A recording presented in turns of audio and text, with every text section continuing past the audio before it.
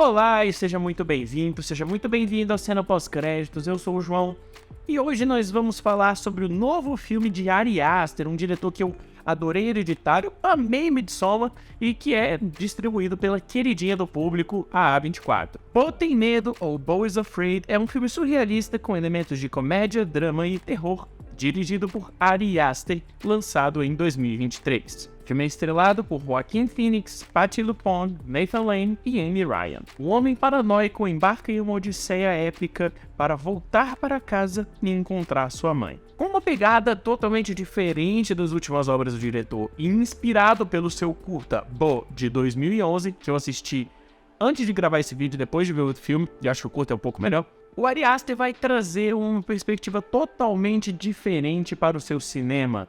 Ele vai mirar, talvez, em elementos oníricos à la David Lynch, mas infelizmente vai fracassar e cair ali no Charlie Kaufman, o mesmo que fez Ciné aqui em Nova York, e estou pensando em acabar com tudo. E por que eu uso essa palavra forte de ele fracassa? Porque eu acho que até mais ou menos metade da obra, o Ari Aster consegue conduzir bem as suas temáticas e a sua narrativa. Apesar dele filmar de uma forma extremamente limpa, com a câmera muito bem estabilizada, deixar enquadramentos relativamente bonitos, essa coisa um pouco mais higienizada, nada muito perturbador, ele consegue conferir ainda assim um senso de paranoia pelo absurdismo das sequências, das situações em que o Bo, o nosso protagonista, acaba se envolvendo. E nessa primeira 1h30, eu acho que é como ele trabalha melhor a questão do humor negro, porque é muito presente, ele é quase um filme de comédia, ainda que seja surrealista, ainda que seja trágico, ainda que exista todos esses elementos de diferentes gêneros, até mesmo do terror, mas é como ele trabalha essa questão da paranoia e do humor melhor.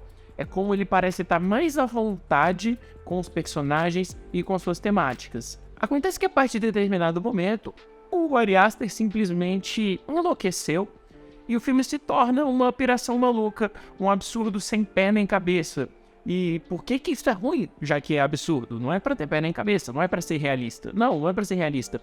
Mas é necessário que todo esse absurdo tenha alguma recompensa, que tenha alguma espécie de lógica, ainda que as coisas não tenham sentido.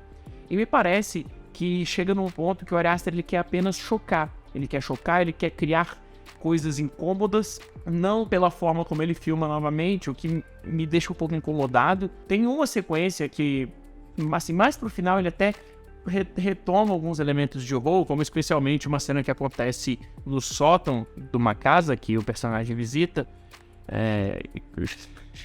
Mas não tem nada mais aterrorizante do que aquele bicho que aparece mesmo não, aquilo ali Deus me livre. Mas enfim, parece que ele, ainda que pincele as suas temáticas, ele só quer chocar, ele só quer criar uma confusão em todos os aspectos. Parece que é um filme que tenta ser esperto, um filme que você tem que ver várias vezes antes de entender. E sobre essa questão de entender, tem duas coisas que eu acho interessante ressaltar. Eu sou contrário ao conceito de que para você gostar do filme você precisa ter entendido, até porque tem diferentes interpretações. Eu acho que você pode não entender o que aconteceu, mas a sua sensação, a sua relação com a obra ser positiva e você gostar ainda assim. E assim que eu saí da sessão, eu falei, olha, eu não entendi nada, mas eu detestei. Porque tem filmes que eu não entendo e eu vou gostando, ou os que eu saio e gosto.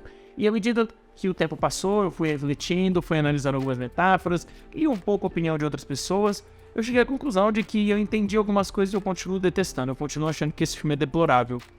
É uma coisa, assim, macabra mesmo. Realmente é assustador como a gente estava colocando o Ari Aster e o Robert Eggers no mesmo patamar. E aí o Robert Eggers faz O Homem do Norte, que ainda que seja seu filme mais fraco, é um filmaço. E isso aqui é uma catástrofe total. Não quero comparar, tá bom? Cada um gosta do que tá. Eu falo em tom de comparação, porque eles foram soltando grandes filmes de forma meio similar, né? Então sempre tinha essa antecipação de, nossa, dois grandes diretores surgindo. E o Ari Aster, depois disso aqui, ele vai ter que me reconquistar, porque esse filme é uma porcaria. Mas não é de tudo ruim. Eu acho que nessa primeira 1h30, a sensação de paranoia, como o diretor vai jogando flashes, especialmente no fundo do plano, ou como ele vai apenas mencionando essas coisas absurdas, engraçadas, como, por exemplo, um assassino que esfaqueia as pessoas, ele sai correndo pelado e ele vai esfaqueando as pessoas. Só que ninguém sabe como ele é. E aí passa um noticiário falando, sabem que ele é circuncisado. Então, assim, essa questão desse humor meio macabro, esses detalhezinhos que criam essa sensação de estranheza no começo da obra, pra mim funcionavam perfeitamente. E depois não. Mas uma coisa que é consistentemente excelente ao longo das 3 horas de filme é o Joaquin Phoenix.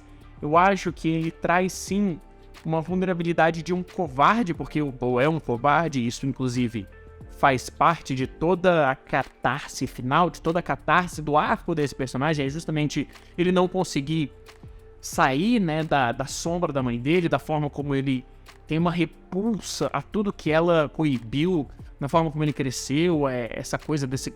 Ela é muito controladora e ele nunca se desenvolveu por causa disso e ele acabou sendo um frustrado, um lascado na vida. Eu acho que esses elementos o Joaquin Phoenix ele consegue trazer muito bem. Tem uma sequência no meio do filme que envolve animação, é um híbrido entre animação e de fato live action, que é uma história contida. A história contida é belíssima. Eu acho que esse momento é talvez a única coisa que me fez de fato ficar emocionado com a obra, porque é uma história bela, e o Joaquin Phoenix, sem palavras, consegue passar um peso da idade, um peso de várias coisas nesse pequeno trecho, que é realmente espetacular. O Joaquin é um puta ator. Eu acho que muito do hype do filme era pra ver ele, e assim, né, nem sempre a gente acerta nos projetos que a gente decide seguir. E acho que pra concluir, talvez envolva até um pequeno spoiler, mas a conclusão da obra se passa em uma arena com um público.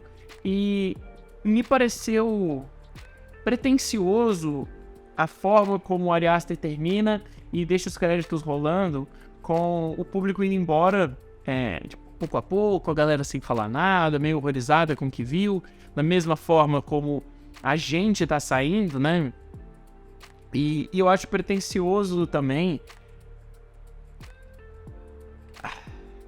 Eu acho um pouco pretensioso a forma como ele cria essa espécie de tribunal da moralidade, considerando que a audiência que tá nessa cena final e nós somos a mesma coisa, e nós estamos meio que julgando esse personagem por coisas que são relativamente cotidianas, né? Então, assim, não sei, eu acho que é como se ele desse um grande peso a coisas que a gente nem viu em cena, de forma a tentar fazer com que a gente fique contrário ao personagem. Coisa que, assim, eu nunca torci muito por ele, porque justamente, apesar de eu ter uma espécie de compaixão e sentir até mesmo pena por tudo que ele passou, por ele não conseguir se desenvolver, era muito difícil torcer por ele, justamente porque ele, sabe, não sei, parece que todas as decisões que fazem com que a gente simpatize com o protagonista sejam apenas uma questão de pena. Ai, coitado, ai, isso aconteceu, ai, coisa, não sei, ai, é muito sofrimento, olha como a vida dele é...